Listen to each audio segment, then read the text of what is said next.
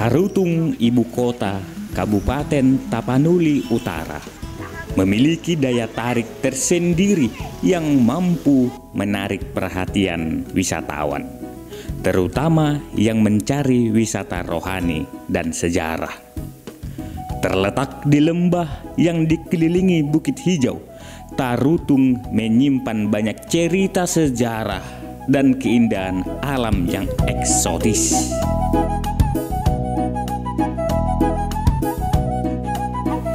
Pada masa lalu, Tarutung menjadi pusat perdagangan utama para pedagang dari daerah Silidung, Hubang, Samosir, Toba, Dairi, hingga Sibolga dan Barus sering mengunjungi kota ini. Kota ini pun menjadi titik pertemuan budaya dan perdagangan yang menghubungkan berbagai wilayah di Sumatera Utara.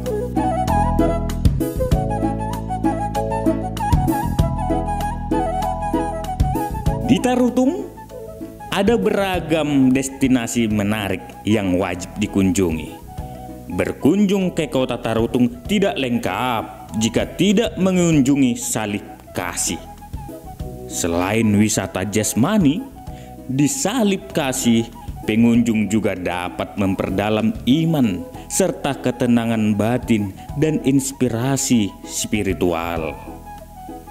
Berlokasi di Desa Simorangkir Julu, Kecamatan Siatas Barita. Monumen ini berdiri megah di tengah hamparan hutan pinus yang rindang dan menyejukkan. Dari puncak Bukit Salib Kasih, pengunjung akan disuguhi pemandangan panorama alam yang memukau, menciptakan latar belakang yang sempurna untuk refleksi dan pengagungan.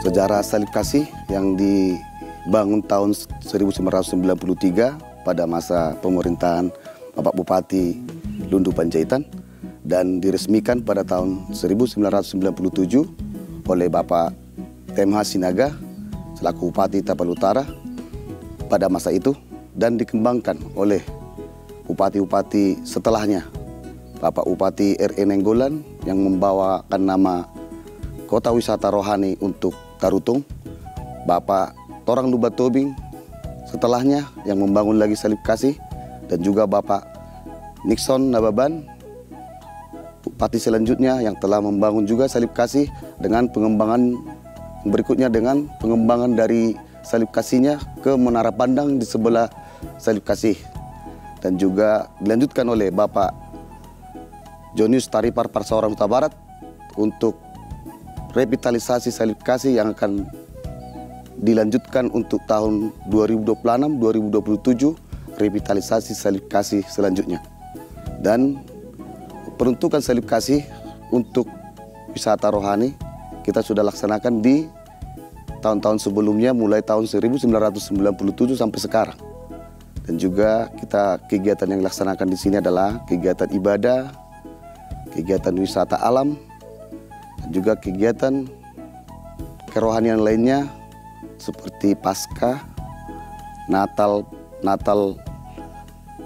Bonapasogit, dan juga banyak masih yang sudah kita laksanakan pemerintah Kabupaten Tapanuli Utara di Salib Kasih.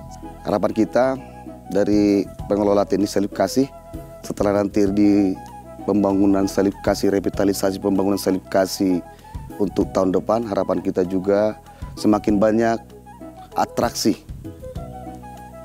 Jadi kita harapkan jangan cuma wisata alamnya, kita juga ada atraksi yang dibuat, contohnya lomba paduan suaranya atau konser musik rohaninya. Semakin banyak kita buat, camping groundnya juga harus ada. Itu harapan kita bahwa Salib Kasih itu semakin dikenal.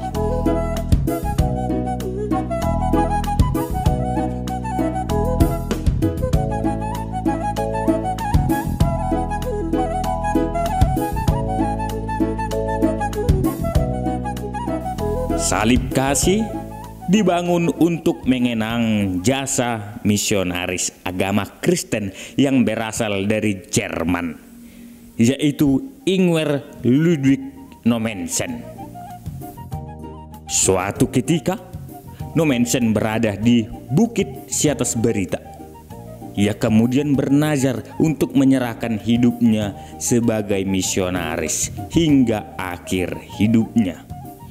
Ia menyebarkan agama Kristen sampai Sigupar tahun 1918 dan wafat pada 23 Mei 1918.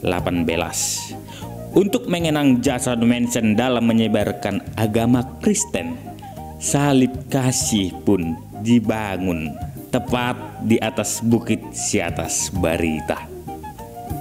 Salib Kasih didirikan pada tahun 1993 oleh pemerintah Tapanuli Utara dan selesai dibangun pada 30 Maret 1997, memiliki ketinggian mencapai 30 meter.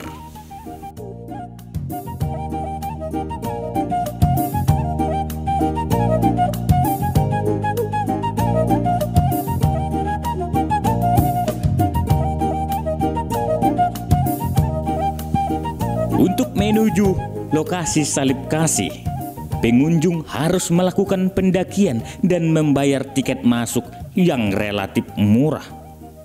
Pendakian sekitar 1 km dapat dilakukan sambil menikmati perbukitan yang teduh dan tenang. Suara semilir angin di antara dedaunan pohon pinus di sekitarnya tidak hanya memandang pemandangan dan suasana yang nyaman. Sepanjang perjalanan, pengunjung juga disuguhkan 10 perintah Allah dan ayat-ayat suci yang dituliskan pada kayu atau ukiran batu dan ditempel di pohon-pohon pinus. Di tempat tersebut juga dibangun kapel-kapel yang berasal dari donasi wisatawan lokal yang sukses di perantauan. Setiap pengunjung bisa berdoa di ruangan yang berukuran 2 kali 2 meter dengan khusyuk. Selain itu, terdapat sebuah aula yang bisa digunakan untuk kebaktian wisata rohani. Tepat di dalam salib terdapat tempat duduk yang terbuat dari keramik warna putih. Tempat ini mampu menampung kurang lebih sekitar 500 orang. Di bagian depan terdapat altar atau mimbar, tempat pendeta memberikan siraman rohani. Lalu ada latar lembah Silidung atau Tarutung. Penataan taman kecil dan panggung terbuka untuk melantunkan lagu-lagu rohani menambah keasriannya. Salib Kasih menjadi destinasi wisata rohani Kristen. Di tempat ini, wisatawan dapat menikmati keindahan, berdoa, dan melihat pemandangan kota Tarutung dari puncak Salib Kasih. Hari ini kita kesini, memang kita kunjungan kesini, wisata sekalian jalan, dan rindu juga datang ke sini. Sudah setelah 11 tahun kita tidak datang ke Salib Kasih ini. Lumayan kita tadi di sini kusuk, tapi ada suatu perbedaan sih. Hari ini kayaknya sepi banget dibandingkan 14 tahun yang lalu. Ini sepi, betul-betul sepi. Tadi kalau misalnya saya mulai dari parkiran cuma ada 2 bus ya, lumayan. Di perjalanan juga sepi, dari mulai simpang jalan lintas sampai ke atas. Mungkin saya nggak tahu kenapa penyebab sepinya, tetapi mungkin karena ada wisata-wisata yang lain lebih baik, lebih menarik, atau mungkin karena kami yang dari Medan terlalu jauh juga, saya belum tahu. Sebetulnya saya termasuk orang yang lupa ada Salib Kasih, ya, karena kemarin kita memang awalnya tidak ada tujuan ke sini, tetapi ingat tiba-tiba ada Salib Kasih. Artinya secara media sosial itu kayaknya kurang ya, promosinya itu kurang. Kemarin saya juga sempat googling Salib Kasih itu ada kebaktian ke hari Minggu di Salib Kasih. Rupanya saya tidak dapat informasi, Bahkan untuk masuknya saja kemarin saya tidak dapat harga berapa sih tiket yang masuk. Tapi yang lebih positif itu jalan ke sini sudah untuk orang tua udah bisa. Karena 11 tahun yang lalu belum ada Gojeknya ke atas. Jadi kalau tadi ketika kita naik kan ada penawaran ya. Kalau misalnya naik sepeda motor boleh dengan tarif tertentu, itu sungguh bagus ya. Karena dibandingkan lalu itu belum ada, terutama untuk orang tua yang mungkin belum mampu untuk jalan kaki dengan tangga-tangga yang jauh seperti ini. Harapannya mungkin kalau tempat sebetulnya cukup bagus ya, sejuk ya. Tetapi kalau karena saya juga sering jalan, mulai dari tadi Tarutung sampai ke atas itu kayaknya nggak ada wisata yang lain. Selain sini misalnya contoh kita bilang itu tempat makan sepanjang jalan yang view-nya ke kota Tarutung juga di arah ke sini tidak ada. Terus yang kedua yang mungkin promosinya ya. Promosinya juga mungkin kalau dulu kan banyak tanpa promosi, tanpa ada sosmed juga. Dan kalau Salib Kasih itu lebih naik ya. Terus yang ketiga mungkin bisa ditambahin promosinya. Keempat mungkin ya bisa dikelola kembali lah. Artinya mungkin lebih instagramable atau segala macam kan. Sekarang kan anak-anak muda itu kan bukan hanya cari ke tempat saja, tetapi cari tempat yang bisa untuk spot foto atau segala macam, mungkin lebih menarik atau hal-hal yang lain, atau membuat kegiatan acara ada show atau segala macam, bisa membuat orang lebih tertarik datang ke sini.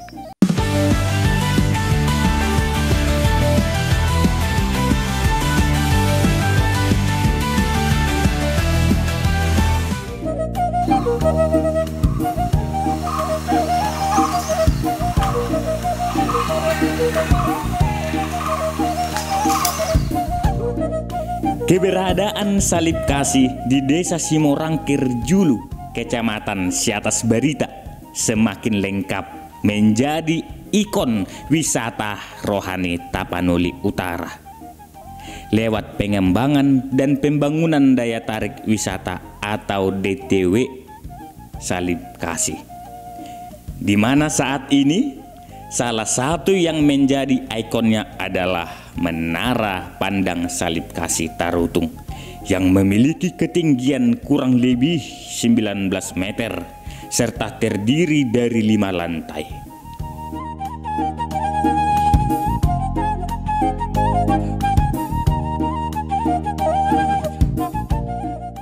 Menara ini memiliki pemandangan panorama 360 derajat yang memanjakan mata para pengunjung untuk menikmati panorama Rura Silitung, Sipahutar beserta gagahnya Dolok Martibang yang merupakan ikon dari Rura Silitung. Kami setelah banyak mendengar tempat wisata ini,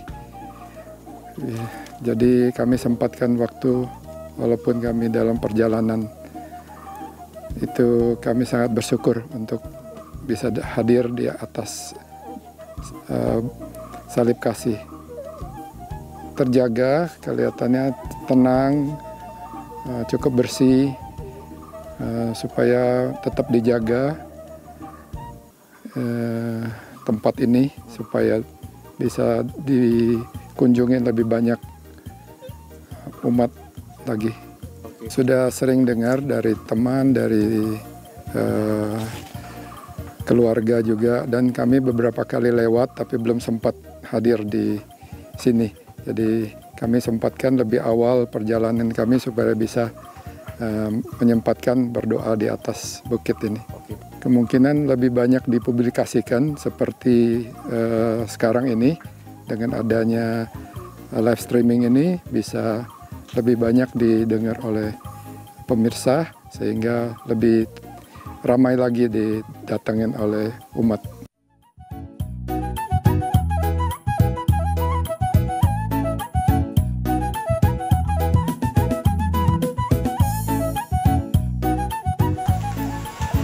Gak sia-sia kita kemari ya, brother. Suasananya begitu indah dan menakjubkan, sangat puas, apalagi kalau ditraktir makan sama Bapak Asli. Kehadiran menara yang baru 2 tahun ini dibangun memiliki tujuan mulia sebagai simbol keimanan dan kasih sayang, di mana Menara ini merupakan lambang kepercayaan dan kasih sayang umat Kristen di Tarutung, serta menjadi sarana pendidikan tentang sejarah dan kebudayaan Kristen.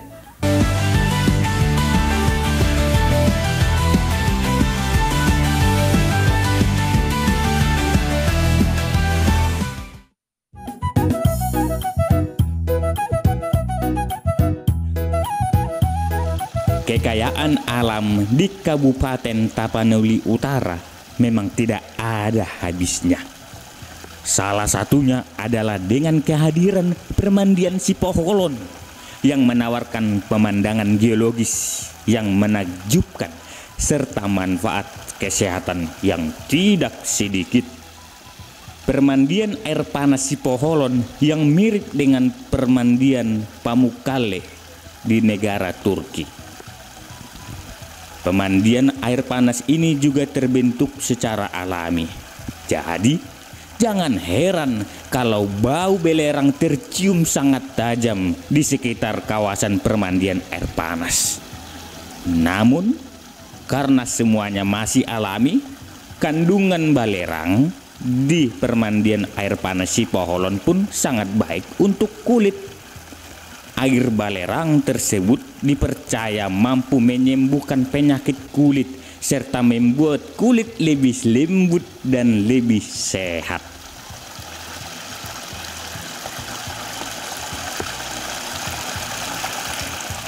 Air panas Sipoholon terbentuk dari letusan Gunung Martibang ratusan tahun yang lalu. Namun hingga saat ini air panas dan belerang bekas letusan tersebut masih saja mengalir ke bawah. Sumber air jernih di Kecamatan Sipoholon ini dikelilingi pegunungan pasir berwarna seputih kapas. Suhu air di permandian air panas ini hanya berkisar 40 sampai 70 derajat Celcius saja. Jadi sangat bersahabat untuk tubuh. Sementara itu, kolam permandian air panas memiliki diameter kurang lebih 25 meter dengan kedalaman 0,5 sampai 2,5 meter. Uniknya, warga setempat menyebut permandian ini sebagai air rara atau air merah karena warna air yang kemerahan akibat campuran belerang. Jajaran bukit-bukit kapur yang mengelilingi kolam permandian membentuk pemandangan yang sangat indah. Bahkan warnanya seputih salju, menjadikan perbukitan ini spot yang sangat instagramable bagi para pengunjung.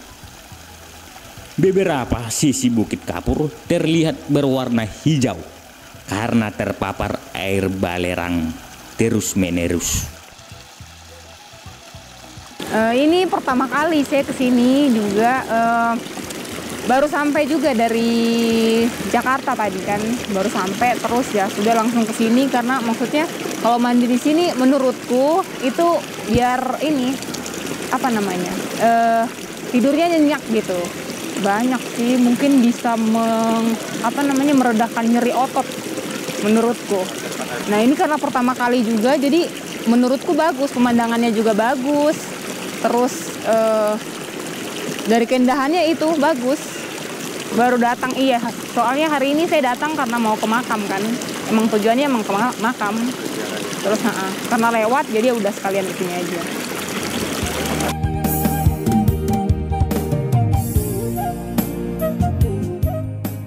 Tarutung banyak menyimpan destinasi wisata ajaib lainnya, yakni pemandian air soda yang bukan hanya menawarkan keindahan alam yang unik, tetapi juga manfaat kesehatan yang nyata. Dengan akses yang mudah, harga yang terjangkau, serta pengalaman berwisata yang menenangkan. Tempat ini layak menjadi destinasi utama saat berkunjung ke Tapanuli Utara. Kalau pemandian air soda udah dari zaman dulu ada ya, tapi resmi terbuka untuk umum tahun 1973. Kalau dari zaman dulu emang udah ada, cuman ya orang kampung sini dulu nggak tahu kalau ini air soda gitu ya. Tapi kebetulan mama kami bidan, perawat. Jadi waktu mama kami itu pulang dari Jawa, dia tamatan dari RSPAD. Jadi mama kami pindah ke Sumatera, dia melihat ini airnya kan. Terus dia masukin tangannya, lengket itu bui-buinya, terus dia rasain kalau itu soda. Jadi kalau orang kampung sini bilang bukan air soda, air rara. Nah, terkenal ini dengan kata air rara. Khasiatnya ya seperti kita sendiri yang merasakan. Contoh kalau kita gatal-gatal, ya kan, bisul-bisulan, mandi di sini bisa sembuh. Satu, kedua, yang dirasakan sama mama kami waktu mama kami sakit ini pengapuran. Dia sering minum ini dan itu yang membuat dia sehat. Terus ke mata yang paling bagus. Dengan keadaan yang seperti inilah yang biasa-biasa. Cuman saya mengharapkan ya, mengharap ini untuk pemerintah. Kiranya mau memberi perhatian. Sebenarnya saya rasa ini air soda ini ikon besar loh. Karena satu-satunya di Indonesia. Ya kan?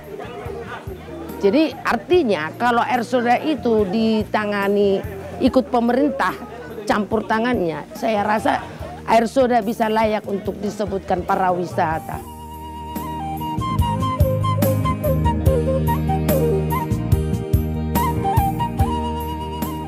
Pemandian air soda ini hanya memiliki kedalaman 1,5 meter.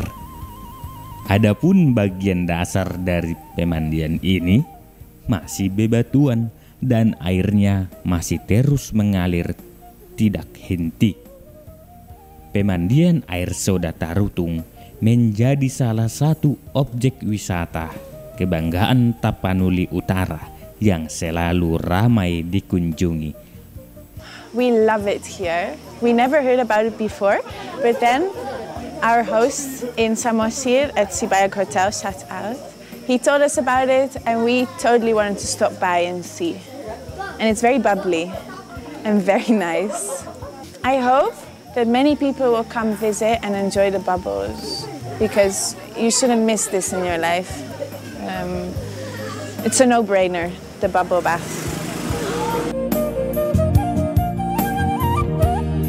Selain destinasi-destinasi di atas, Tarutung juga memiliki suasana kota yang tenang dengan warisan budaya Batak yang kental.